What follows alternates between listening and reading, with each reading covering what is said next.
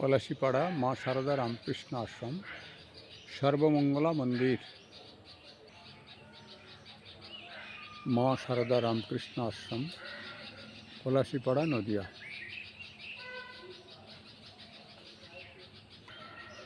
কেদারেশ্বর মহাদেব, মা সর্বমঙ্গলা মন্দির।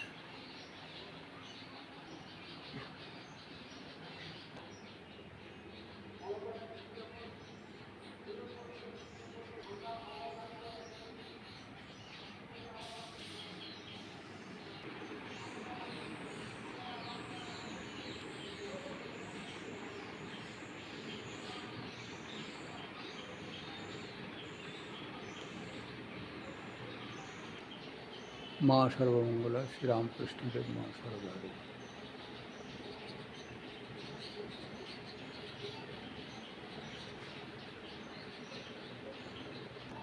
ওম স্থাপকায় চ ধর্মস্য সর্বধর্মস্বরূপিণে অবতার বরিষ্ঠায় রামকৃষ্ণায় তে নমঃ।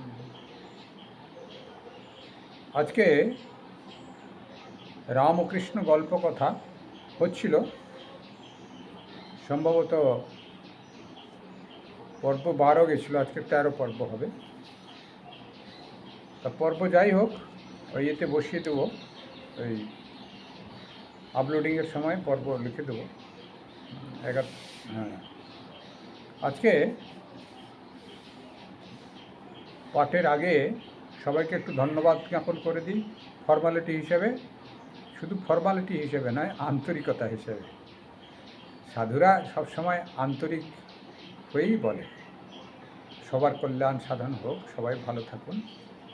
এখানে এবং ইউটিউবের মাধ্যমে যারা শ্রবণ করছেন, শুরু করা যাক।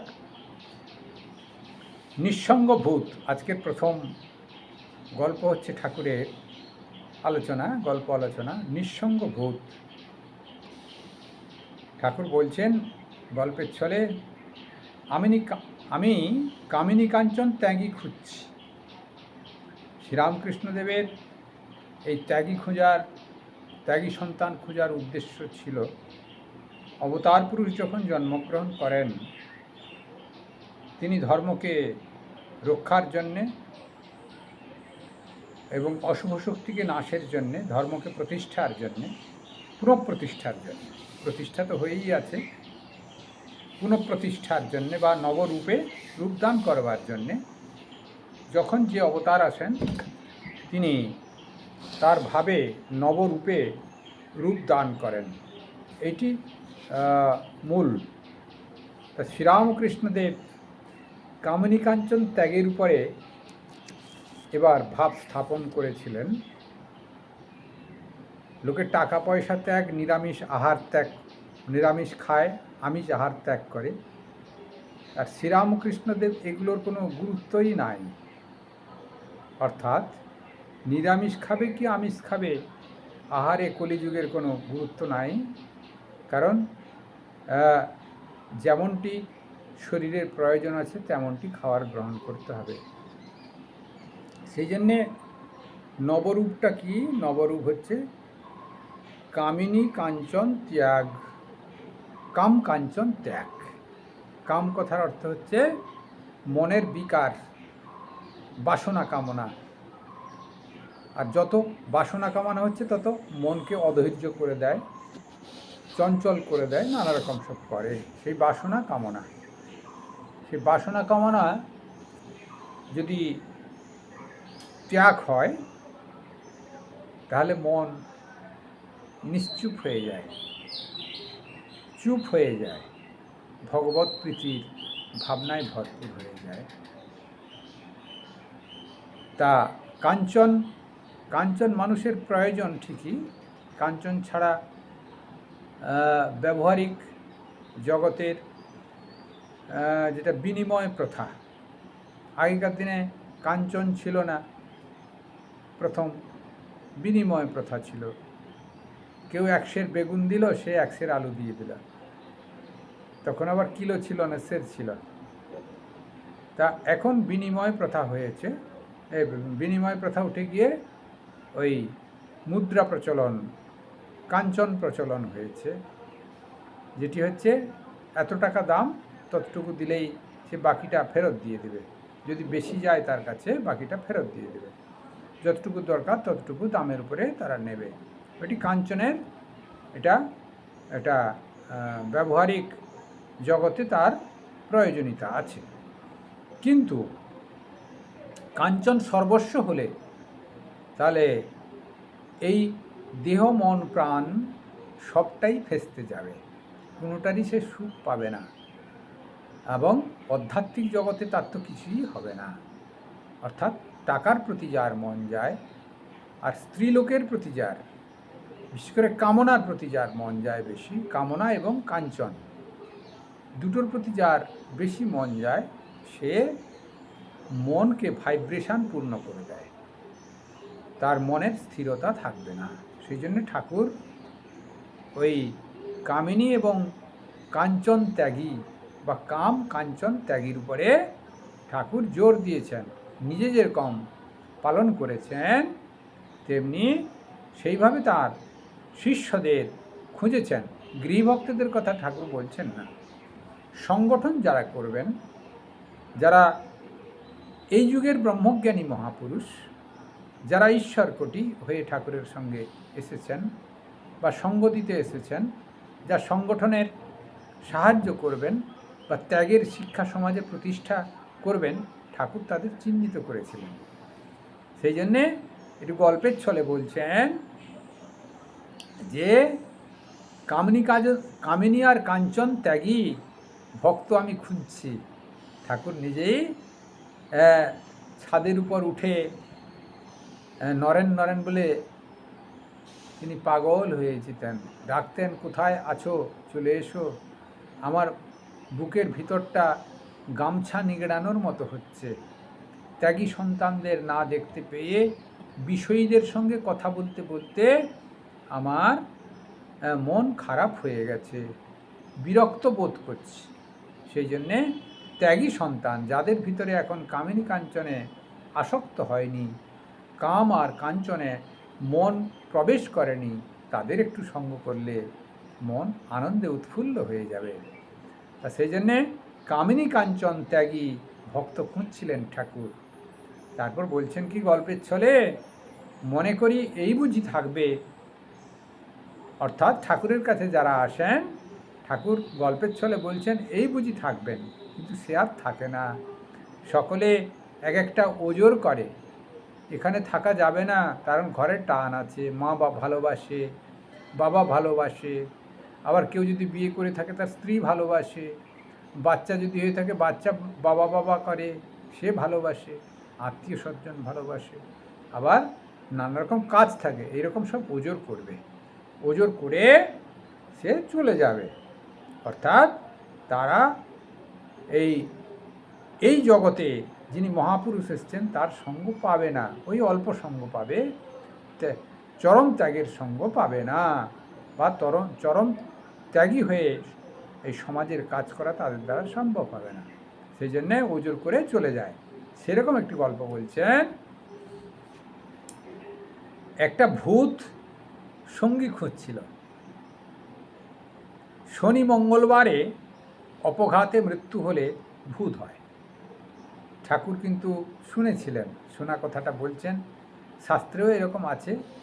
শনিবার কি মঙ্গলবার অপঘাত মৃত্যু হলে অবশ্যই প্রেতজনিতে জন্ম হয়, এটি শাস্ত্রের সিদ্ধান্ত। অসূর্যা নামতে লোকান্ধন তমসাবৃতা তাংস্তে প্রেত্য আবিগচ্ছন্তি একেচাত্ম হনৌজনা। উপনিষদে বলছে, সেখানে যারা ঈশ্বর লাভ করে নাই তারা সকলেই প্রেতজনিতে অন্ধকার স্থানে থাকবে। কিন্তু এখানে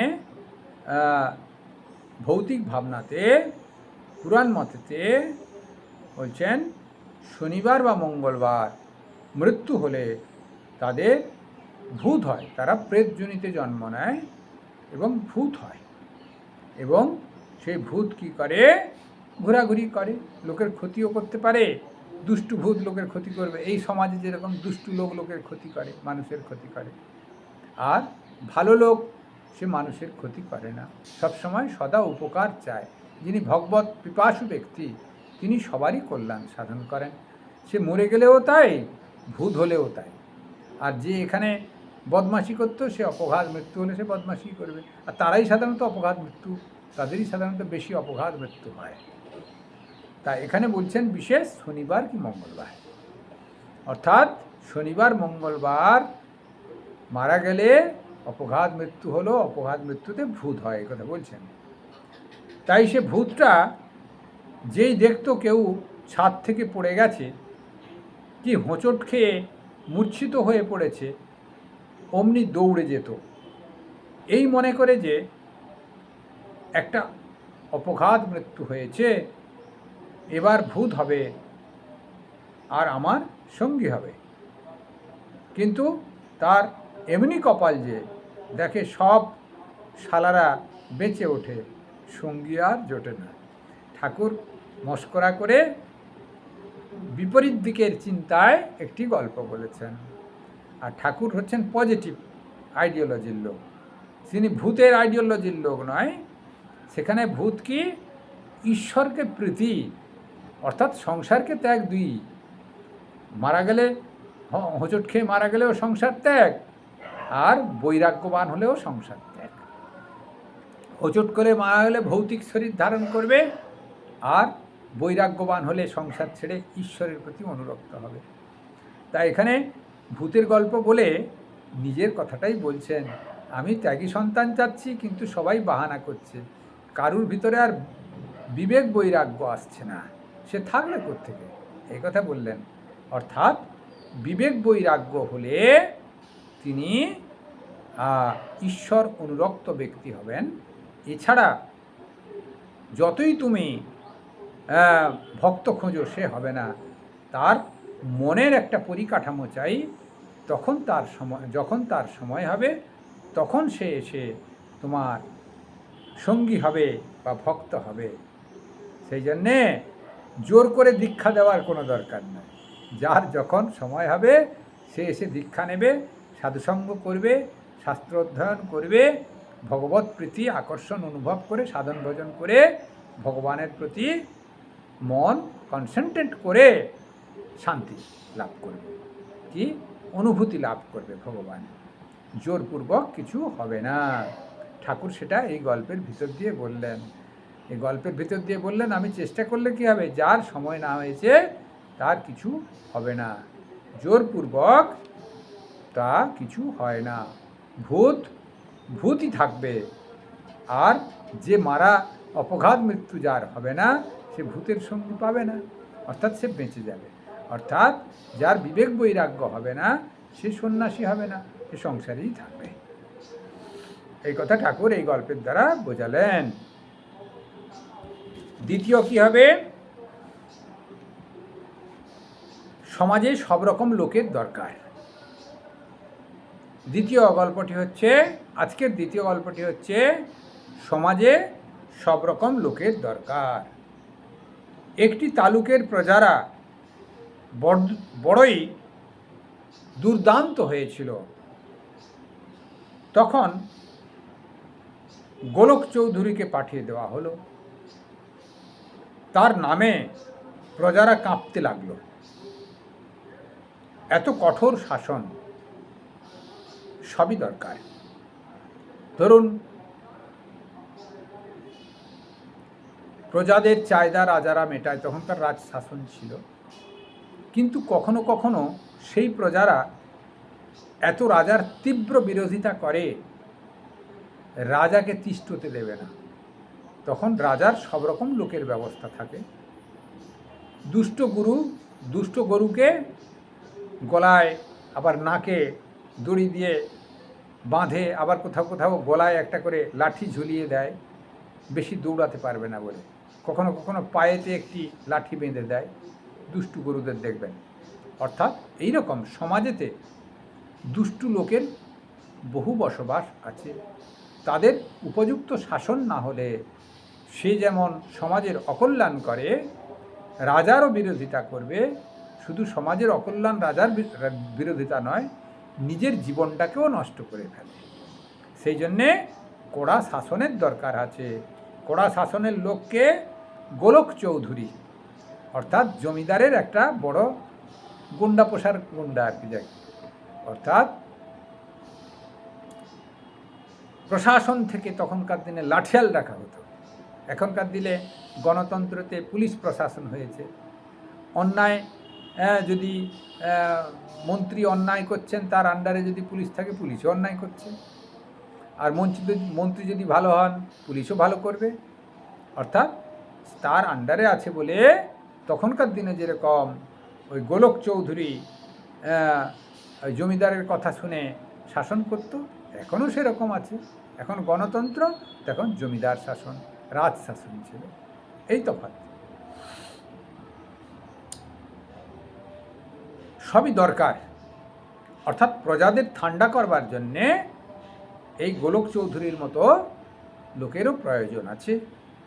আবার ভালোবাসা দিয়েও প্রজাদের জয় করা যায়, তেমনটি প্রজা হলে, সেজন্যে সবই দরকার আছে। একটি গল্প বলছেন সেই জন্যে, সীতাদেবী অযোধ্যায় ফিরে গিয়ে, বনবাস থেকে অযোধ্যায় ফিরে গিয়ে অল্প কিছুদিনই ছিলেন। তার ভিতরে একবার যেহেতু রাম রাজা হয়েছেন, তার রানী পালকিতে করে গ্রামে বেড়াতে গেছেন। বেড়াতে গিয়ে দেখলেন অনেকের ঘর কুঁড়ে ভাঙাচোরা। রামজিকে এসে বলছেন, প্রভু, অযোধ্যাতে যদি একটু ভাঙাচোরা ঘরগুলোকে তুমি অট্টালিকা বানিয়ে দাও, তাহলে ওরা সুখে থাকতে পারবে, সুখে শান্তিতে থাকবে। অনেক বাড়ি দেখছি ভাঙা পুরানো, তাতেই ওরা বসবাস করে। রাম বললেন, সীতে, তিনি সীতাকে সম্বোধন করে সীতে বলতেন, সীতে, সব বাড়ি সুন্দর থাকলে মিস্ত্রিরা কি করবে? ভারী সুন্দর একটা বললেন। সব যদি সবসময় সুন্দর থাকে, তাহলে সবার তো কাজ বন্ধ হয়ে যাবে। সেই জন্যে কখনো কখনো ভাঙাচোরা হবে, আবার মিস্ত্রি দিয়ে সুন্দর করা হবে। সবসময়ই জগতের কাজকর্ম থাকবে এবং সবসময়ই সব রকম লোকের জগতে বসবাস থাকবে। এই জন্যে বলছেন, যেরকম গোলক চৌধুরীর দরকার আছে, তেমনি সুন্দর লোকেরও দরকার আছে। প্রশাসন যেরকম দরকার আছে, তেমনি ভদ্রলোকেরও দরকার আছে। এরকম অট্টালিকাতে বসবাস করছে যারা, সেরকম লোকের যেরকম দরকার আছে, আর ভাঙাচুরা ঘরেও থাকার লোকের দরকার আছে। কারণ মিস্ত্রি তারপরেই ভাঙাচুরা ঘরকে আবার বানাবে। সবসময় একই রকম অট্টালিকায় বসবাস করা যায় না। যে কোনো বিল্ডিংয়েরই তার ক্ষয় থাকবে, তাকে মিস্ত্রি লাগিয়ে আবার সুন্দর করতে হবে, আবার রং করতে হবে কিছু কাল পরেই। এটি প্রকৃতির নিয়ম। প্রকৃতিতে সব লোকের বসবাস চাই, গরিব, বড়, ধনী, নির্ধন, আধ্যাত্মিক পুরুষ, আবার কম আধ্যাত্মিক পুরুষ, আবার বদমাশ লোক, আবার ভালো লোক। এই জগতে সবাই বসবাস করবে। শিবময় এ সংসার, এই শিবেরই অধিষ্ঠান। এই সমাজ শিবেরই অধিষ্ঠান, বিষ্ণুর অধিষ্ঠান, গণেশের অধিষ্ঠান, সূর্যের অধিষ্ঠান এবং শক্তির অধিষ্ঠান। যে যার উপাসনা করে, সে সেভাবেই এই সমাজে বসবাস করবে। আবার কেউ যদি উপাসনা নাও করে, ভগবানকে মানে না, সেও বসবাস করবে। এই সমাজ প্রকৃতির দান, প্রকৃতিতে সবাই বসবাস করবে। শ্রীরামচন্দ্র বলছেন, রামকে না মানলেও সে বসবাস করবে, আবার রামকে মানলেও বসবাস করবে। তবে ওই রামকে না মানলে উচ্ছৃঙ্খল হবে, তখন এই গোলক চৌধুরীর মতো লোককে দিয়ে তাকে শাসিয়ে দিয়ে আসতে হবে, সমাজ যাতে ভালো চলে, কিন্তু মেরে ফেলা যাবে না। অর্থাৎ সমাজ থেকে নির্মূল করা যাবে না, থাকবে। এটি একটি গল্প হলো। এই সমাজে সব রকম লোকের বসবাস দরকার। এটি রামচন্দ্র স্বয়ং বলেছেন, শ্রীরামকৃষ্ণদেব একটি গল্পের মাধ্যমে বোঝালেন আপনাদের। আরেকটি গল্প বলেই আজকে শেষ করব, 20 মিনিট হয়েছে, আর 5-7 মিনিট। নিশ্চিন্ত পাখি যদি তার নিশ্চিন্ত হয়ে যায়, নিশ্চিন্ত পাখি যদি তার নিশ্চিন্ত হয়ে যায়, সে ব্রহ্মজ্ঞানী হয়ে গেল। উপনিষদে একটি গল্প আছে, দাস পর্ণা সযুজা সখায়া সমানে ভিক্ষে পরিশুষ্য জাতে, এরকম একটি উপাখ্যানের তুলে ধরা হয়েছে মুন্ডক উপনিষদে। তা সেখানে দুটি পাখি, একটি পাখি নিচেতে টক ফল, মিষ্টি ফল নানা রকম খায় এবং মুখ ব্যঞ্জনা করে। যখন টক খায় বিরক্তিবোধ করে, তিতো খায় বিরক্তবোধ করে, মিষ্টি খেলে তখন যেন সুখ অনুভব করে।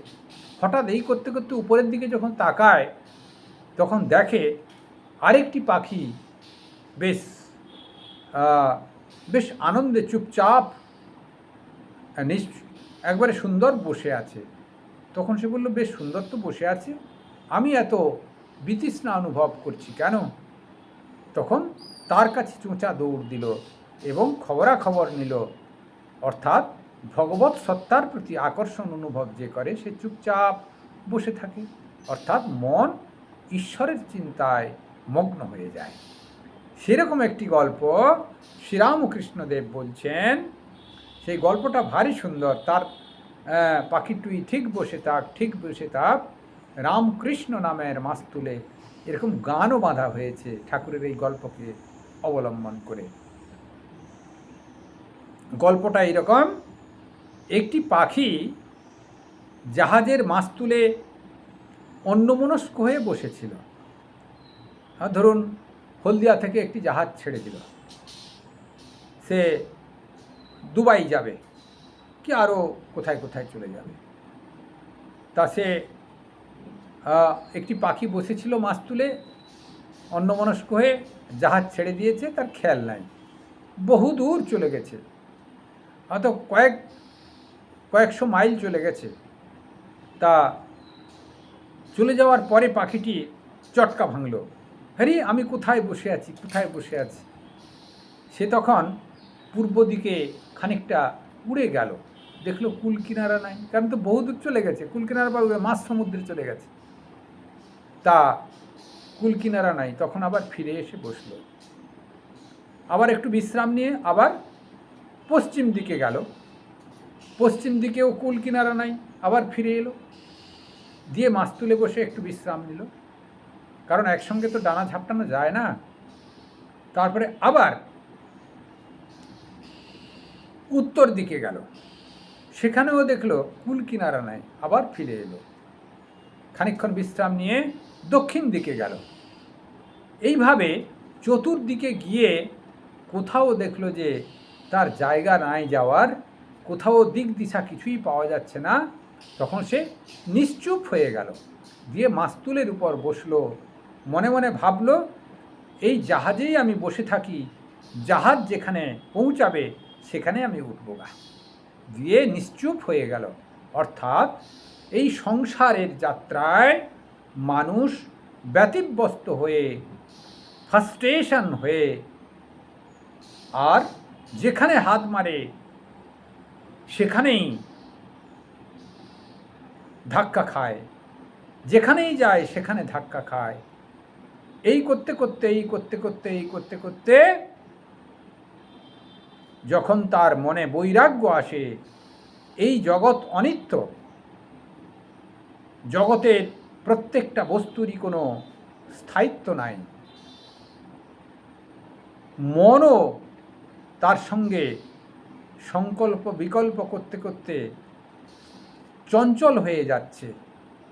অতএব এই মন সংসারে ধাক্কা খেতে খেতে যেদিকে যাচ্ছে সেদিকে ধাক্কা, যেদিকে যাচ্ছে সেদিকে ধাক্কা, তার কুল কিনারা নাই। তখন সে নিশ্চুপ হয়ে বসবে ঈশ্বরের নামেতে। ঈশ্বরের নামেতে যেই বসলো, তখন সে নিশ্চিন্ত হয়ে গেল, আনন্দে ভরপুর হয়ে গেল এবং ধীরে ধীরে ধীরে ধীরে সে সমাধিস্থ হয়ে যাবে। ঈশ্বরের প্রতি আকর্ষণ অনুভব করে সে আর বাইরের যেই ছোটাপিটা তার ইচ্ছেই জাগবে না। সেই অবস্থা প্রত্যেককে হতে হবে। সেটি শ্রীরামকৃষ্ণদেব বলছেন, পাখি তুই ঠিক বসে থাক, ঠিক বসে থাক, ঠিক বসে থাক, রামকৃষ্ণ নামের মাস্তুলে। পরে গান বাঁধা হয়েছে।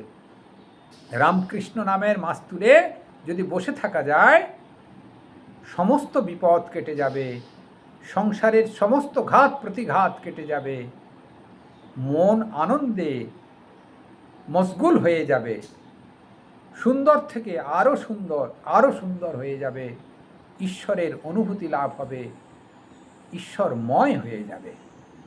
তাহলে পাখি যদি নিশ্চিন্ত বসে থাকে, সে শান্তি লাভ করবে, অনুভূতি লাভ করবে। আজকে 3টি গল্প হলো নিঃসঙ্গ ভূত, আর এই সমাজে সব লোকের দরকার আছে, আর পাখি যদি নিশ্চিন্ত হয়ে বসে থাকে বা মানুষ যদি নিশ্চিন্ত হয়ে বসে থাকে, ঈশ্বরের ইচ্ছায় তার সমস্ত কিছু লাভ হবে। সংসারের দ্বন্দ্ব থেকে উঠে তিনি ঈশ্বর অনুভূতি লাভ করতে পারবেন।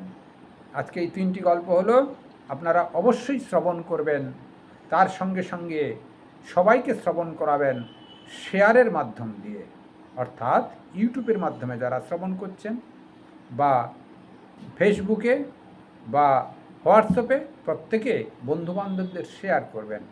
ভালো কথা বা ভালো খাবার সবাইকে দিয়েই যদি খাওয়া যায়, আনন্দ অনুভব করা যায়। সর্বে ভবন্তু সুখিনঃ, সর্বে সন্তু নিরাময়া, সর্বে ভদ্রাণি পশ্যন্তু, মা কশ্চিৎ দুঃখমাং ভবেৎ। আপনারা সকলে ভালো থাকুন, সকলের মঙ্গল হোক, সকলে আপন আপন জায়গা থেকে ভগবান শ্রীরামকৃষ্ণের অনুভূতির দিকে এগিয়ে যান, এটি আমার আশীর্বাদ। ভগবানের কাছেই আমার প্রার্থনা। সকলে ভালো থাকুন। কল্যাণমস্তু, কল্যাণমস্তু, কল্যাণমস্তু।